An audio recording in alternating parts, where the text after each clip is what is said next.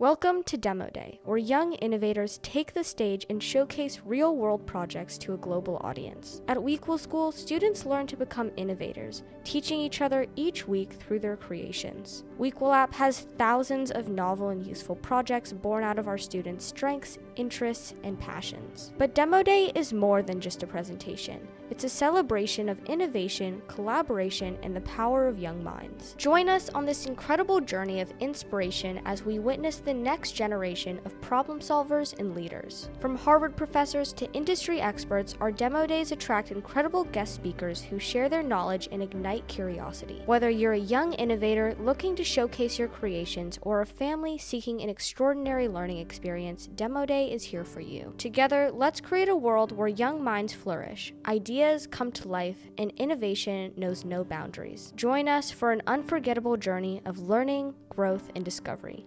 Welcome to Demo Day.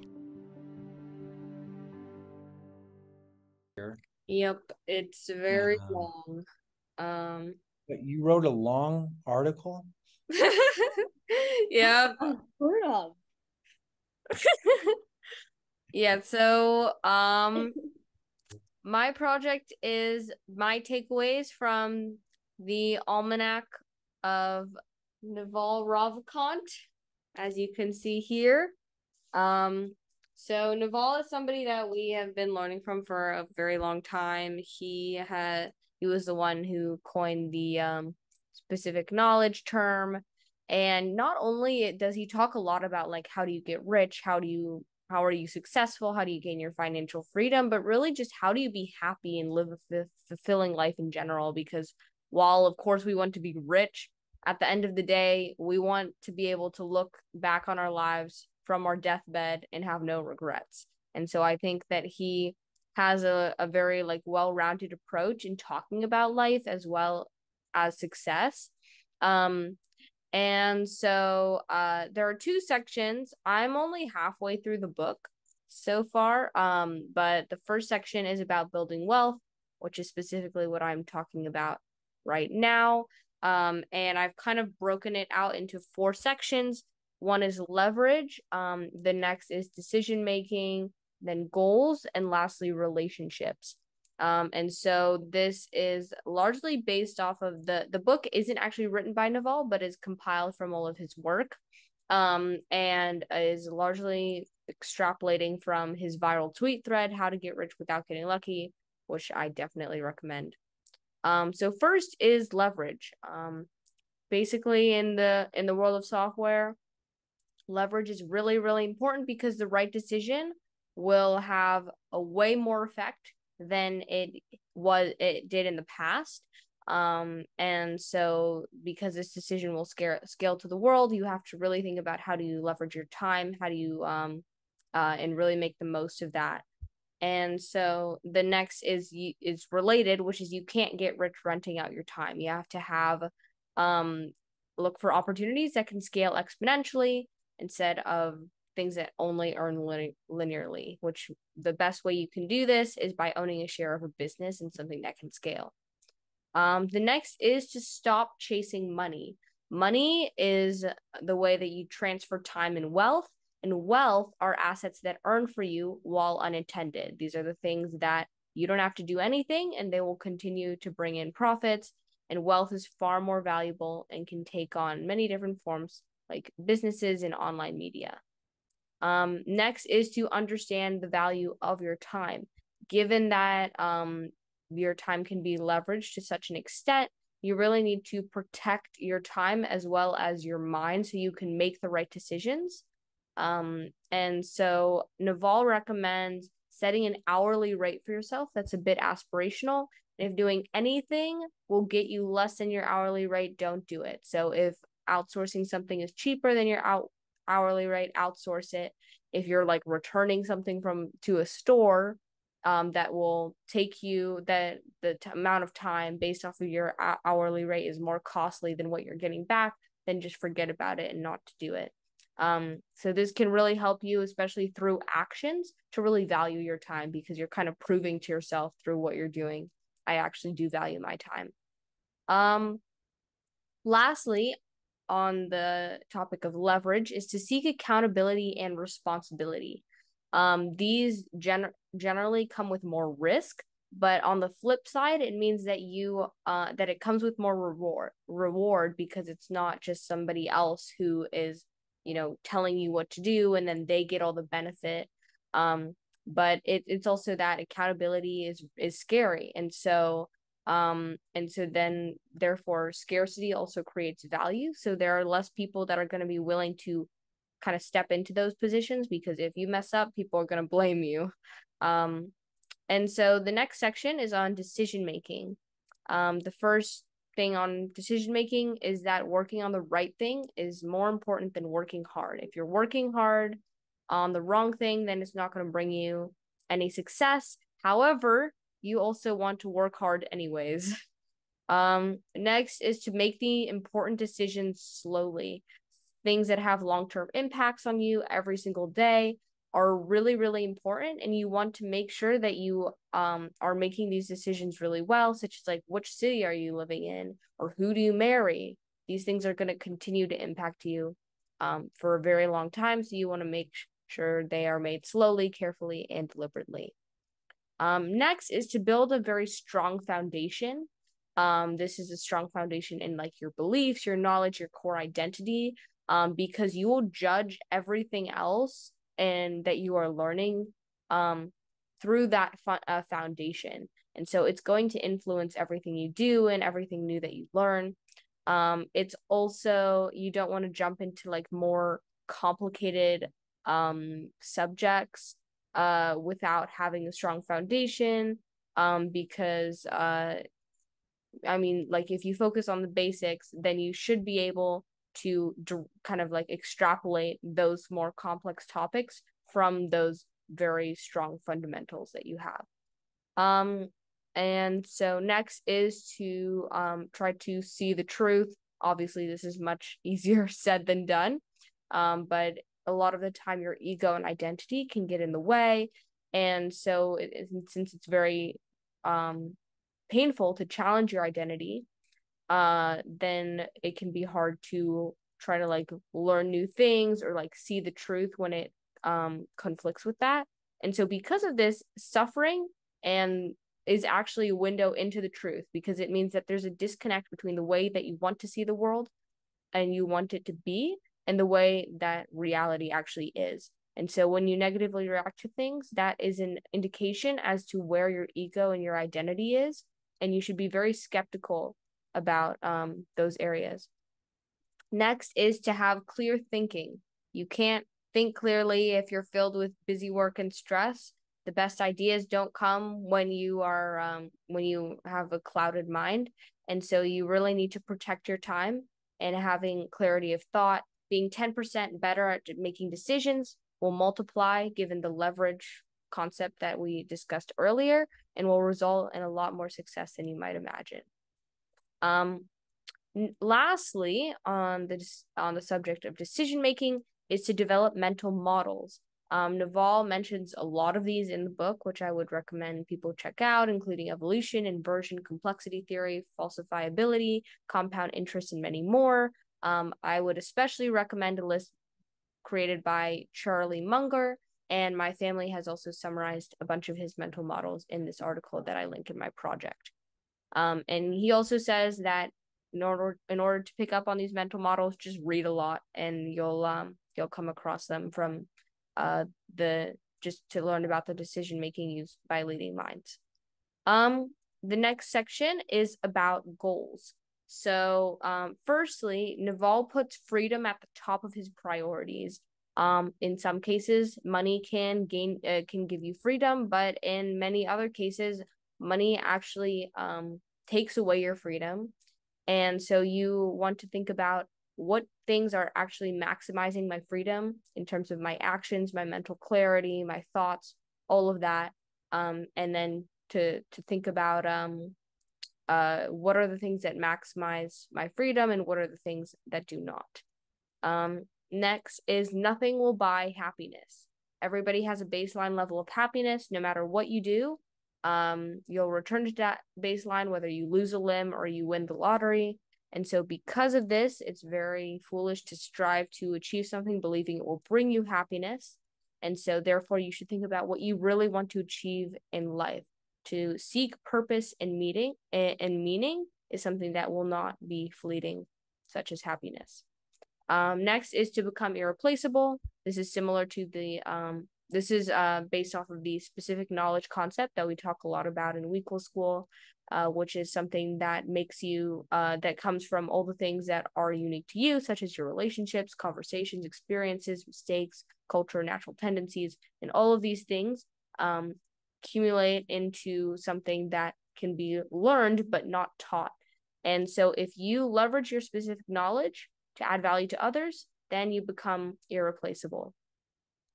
And so I also really like Paul Graham's essay on Is It Worth Being Wise, which covers the difference between intelligent and wisdom. And basically he makes the argument that being wise is having a broad set of knowledge, and you're kind of on average, you're very good at many things, but intelligence is being good at one or a few things. This is a really great excerpt from his article. And so I think that this is kind of related to specific knowledge, where it's more like intelligence, where you're really, really good at some things and you can leverage that. And so that's also something that Paul Graham was talking about in this article, about like what is actually better in this sort of world. Is it better to be wise or intelligent? And because you can really leverage yourself and really become the best in a niche market, in some cases being intelligent can be better, or in some cases. So next is to not play zero-sum games such as climbing social hierarchies or the corporate ladder in competitive sports. And so actually only recently has wealth creation become positive sum, especially because a lot of wealth creation is being driven by software, and obviously there's no limit to that. And so next is how to retire. Naval defines retiring as not sacrificing today for an imaginary tomorrow. There are several routes to this, but one of the easiest, and I believe can be one of the best ways, is to just love what you do, to a point that you're going to be doing the same thing even if you didn't have any financial constraints. And so then kind of making money as a side effect. This can be hard because a lot of us aren't used to thinking about what we want to do, but once you find it, you're going to work 10 times harder than everyone else because you love what you do. Next is just consistency. Success will take time and effort, but more importantly, consistent time and effort. I just kept that really short. But lastly, in this section is to love learning. Condition yourself to love learning through doing what interests you and not forcing yourself to do things that you find are boring. He talks specifically a lot about reading. Just says read what you find interesting, and then through that you'll move on. You'll just condition yourself to just love reading and learning on its own, and then you'll move into other topics and find many other things that are interesting to you. Okay, the last section is relationships. He talks about how to attract the best people. He says that networking and going to events with the purpose of making relationships solely for transactional purposes is not really a great use of time, because the best people won't be going to those places because the best people, like, they're going to be getting requests for collaboration, all of that all the time. They don't have to have the time to do that. The best way to attract those people is to show that you're interesting, humble, kind, and channeling all of these to create value, and then you'll attract the right people. Next is like, when do you understand? If you can't explain something to a child, then you don't really understand it. Jargon is often a way of just like masking that you don't really know what you're talking about. And teaching is a great way to learn because it forces you to break things down simply and articulate your knowledge in a logical train of thought to beginners. And so this is a really great tool to understanding what you actually understand. Next is the 3 stages in relation to the social hierarchy. One is just climbing the social hierarchy according to the rules defined by the social hierarchy. The next is getting emotional validation from being a rebel to the social hierarchy. And so you do this by basically doing the opposite of whatever everyone else is doing to climb the social hierarchy, but this does not mean that you're thinking for yourself and you're ultimately still beholden to the social hierarchy to determine your actions. And lastly is to act from first principles in your own rational thought and critical thinking. And these actions or beliefs might align with the social hierarchy or might not. This stage is the hardest, but ultimately the one that gives you the freedom to think critically. Okay, and finally, radical transparency. Naval emphasizes the importance to be radically transparent, especially because the easiest person to fool is yourself. If you lie to others, then you will start internalizing the outward social perception that you are expressing. You'll lose authenticity and you'll start to contradict yourself without knowing it. And so this doesn't necessarily mean that you're just going to spout out whatever's going through your head, but it just means at a minimum to not say or do anything you know to be false. And so the next section, which I have yet to get to yet, is on happiness. But this one is specifically just about how to become wealthy and successful. Naval also talks about how there is a progression where you want to find your financial freedom, you want to be successful before you can actually kind of move. It's very hard to try to find happiness in a fulfilling life if you're struggling with like putting a meal on the table.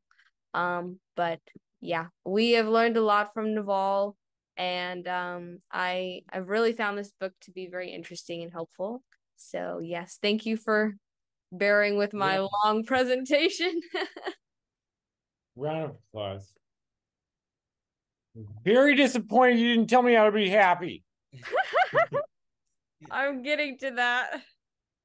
Okay. Yeah, wow, that was really awesome. I think I learned a few new things from your article. One is like a social hierarchy, right? It's like a lot of people either for it or against it, but what he said is that some you might find you're aligned with some of the social norms that make sense to you. Why not participate? And then you kind of can opt in and opt out, right? It's not like we are living either in the matrix or out of the matrix. The reality we're in is that part of the social experience is really good for us. We want to opt into it, and part of the social experience might not be good, particularly for ourselves, and then you opt out, and to have the to be able to figure that out, and instead of a black and white way of just in the matrix, out of the matrix, I think that's like so cool, right? And also like one thing about like networking relationships, which is also like super thought-provoking, like because people think you should go to conferences to network, and that's where you but what he's saying is, I think that makes sense, right? The best people you actually don't find from a conference that everybody goes to. And yeah, and I think we're looking at all the best people here. Exactly it. Yeah. For our families, these are the best people we David meet. taught us at a conference. We just happened to stumble upon him at the yeah. And yeah, thanks for the your thoughts. So I had a suggestion. Sumay, I actually think that the quality of the projects that you do and the power that they have would be better served if you made a video a week and you put it on your YouTube channel. Was going to suggest that. Yeah. Yes. I mean, presenting the project, or like, what do you mean? Yep. Oh, Yeah. okay. You used to do this for cooking, but I think once a week you take a project like this, right, and you read it off. And if you want to add some visuals, fine, but the power and importance, you understand that you're not just a a member and a leader of what we're doing. You are our leader. You are somebody that we all look to for guidance, including me. And you're a big reason why I've really dedicated myself to this project. And I look to you for leadership. You are our white magic woman. Sorry, there was a drink at this restaurant we went to a week ago. It's called the White Magic Woman. So we had to buy it. And Sumay loved it. And so we made her make it. I did not even like the drink. So I think it's obvious to anybody that spends more than 5 seconds with you, if they have half a brain, that you are incredible. You're somebody that deserves to be followed. And I think that it would be really helpful. We need to go island to walk a dog. Yeah, no, that's fine. Yeah. Okay. For you to go by. Isla, you can just make me the host. Okay. Take the time once a week, everybody. to take Bye, that. everyone. I'm not leaving. Wait. I'm not leaving. The white magic woman. Sorry. I'm mute. I will leave I think I needed to leave this on. So when you end the meeting, it will record it. It will convert to record. Oh yeah, that's right. Yeah, that's right. So yeah, is she gone? No, she's there, but it's not. Yeah. So I just don't think that this is the right format anymore. And you wait to the end because you are so gracious, and you want to give everybody else the space, but you just dropped something. You dropped a project that's probably one of the more important essays ever written. And it's because you weren't just talking about Paul or about Naval, which we've been talking about for years, but you were taking pieces of it that were the most important, condensing it down from your experience into tweet-sized nuggets. This would make an amazing tweet thread. You also added in critical insights from Paul Graham to help make a more powerful point. This is a novel and useful project that deserves the world to see, and that needs to be something that stands alone. And people need to recognize you as the leader of WEquil Group, if only the inspirational leader. I mean, we're a democratized, decentralized organization, but you are our inspiration. And you need to put this out there for the world to see in a way that is just unencumbered by anything, in my view. But I think Patos is saying that he felt the same way. Yeah. Felt the same way. Yeah. The way you were explaining the whole project, because it was a long article, you were just, because there was a constraint on the time limit, you were just going through it at a very fast pace. In the video, you'll get more space to actually express your feelings towards each point, and it will be a more elaborate video. I think that would be great. That would be interesting to see. Yeah. It wouldn't just be interesting. I mean, I would go back and I'd just listen to this once a week, just to keep all this fresh in my head. I was listening to one of these guys on the podcast who recommended somebody who's a really powerful, he's the guy who has over 300,000 tweets, and yet he still only has 70,000 followers, and he's a good writer. And he was talking about meaning of life and success, and he rambled on for 40 minutes, and it was all right for a YouTube video.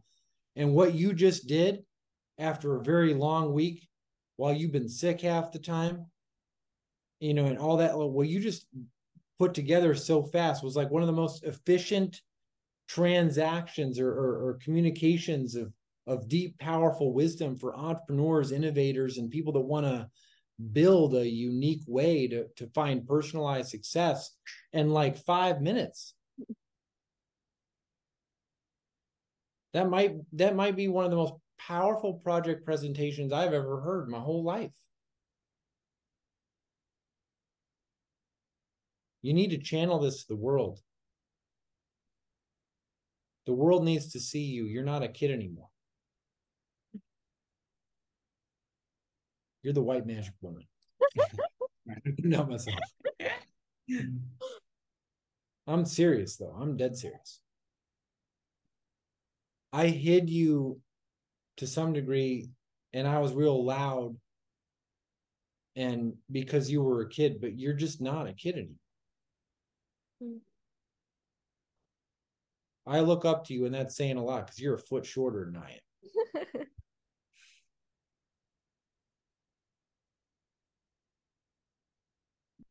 I'm so proud of you. Thank you. We all are.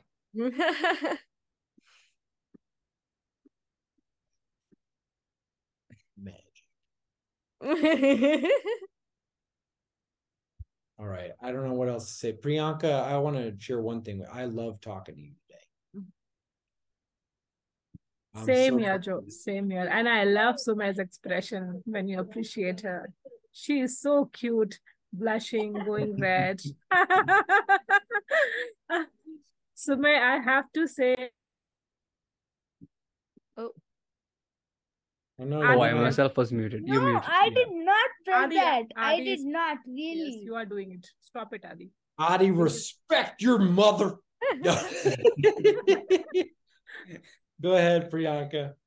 All right. So, what are you doing with my screen, Adi? Just leave me. Okay. So, you know, what I was saying is he interrupted me really bad. Okay. See, I just can't speak because of him. Hey! Okay. Adi, come on, man.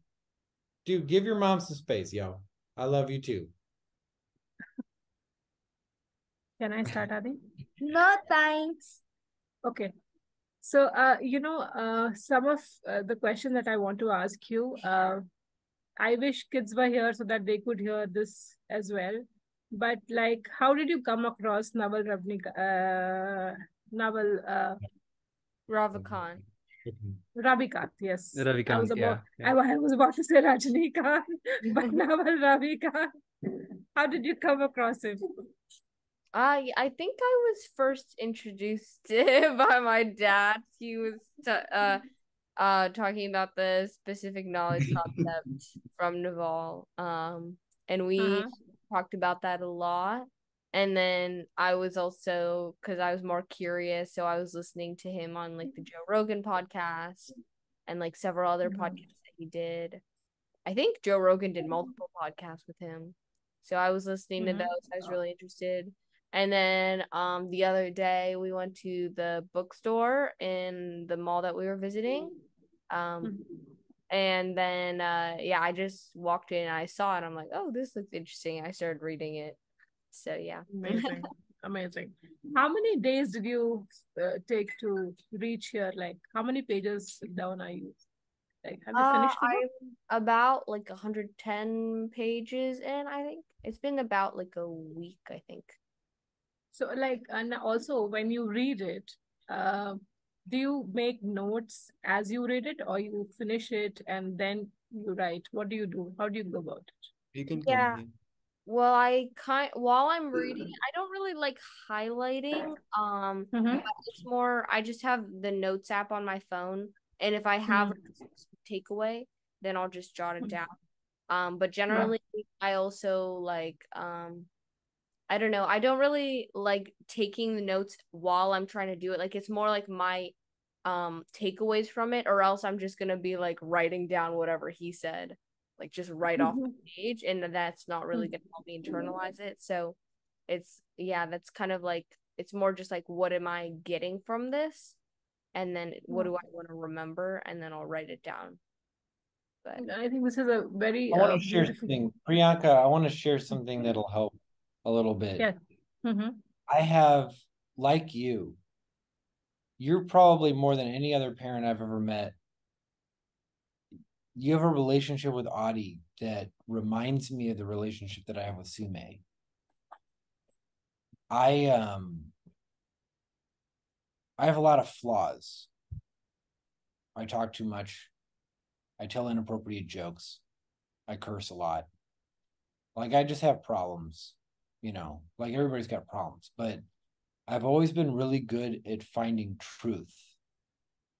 And I've always had a very strong sense of fairness and what is good and what is right. And boy has compared me to Tyrion Lannister in Game of Thrones.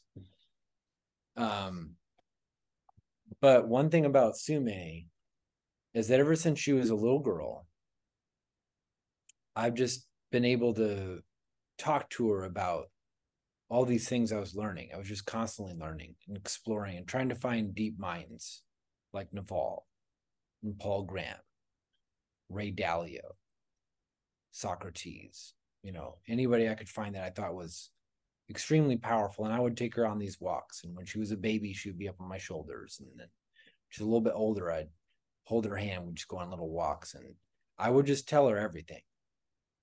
And what made Sumay, there was something different about her in the sense that she could listen to me and engage in conversation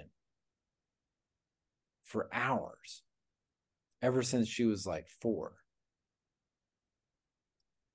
And she's been able to take the people I found and the wisdom that I could gather from my life experience and channel it in a way that I never could. I was able to become very successful with my career, but what she does to me is like magic. It's profound in the sense that she's been able to take these people and find a depth to this. And she's not arrogant. She's not judgmental.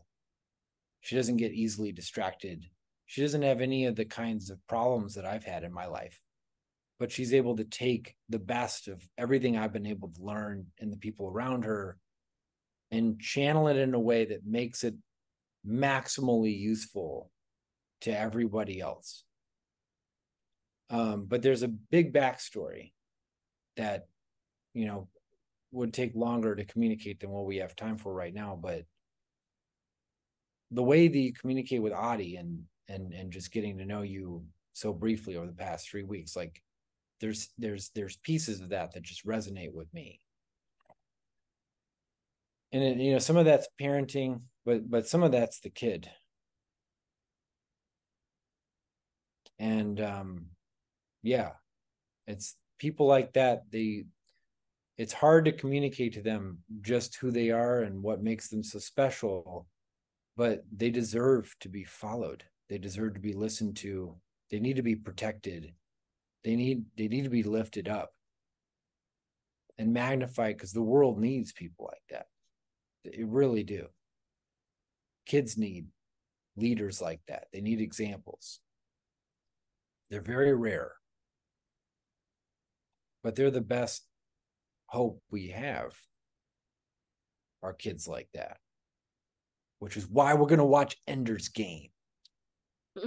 Sorry, trying to transition, not like let this be too over the top, but it's like, I didn't think of my daughter this way. It was years of her proving that time and time again. It wasn't just like, oh, out of nowhere. No, it was just work. She just puts in the hours. She just makes it happen every day. And I'm just so proud of you. I don't have words anymore to express. I just don't. But hopefully you see it in the people around you that are drawn to you, that love what you're doing, that believe what you're doing.